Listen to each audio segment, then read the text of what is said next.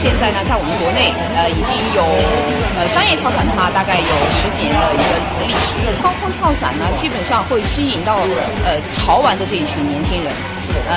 有平时喜欢尝新的，就富有冒险精神的，高空跳伞绝对是不会被他们放弃掉的啊！一定是要去征服和挑战自己的一个项目。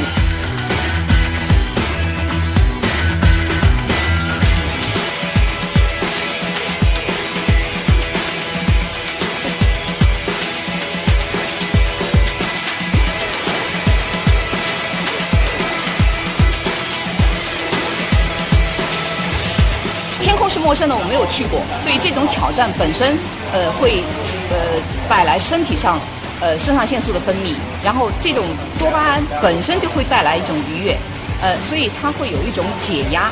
有些上996的，月底什么销量有压力的，那过来解压是一个很好的方式。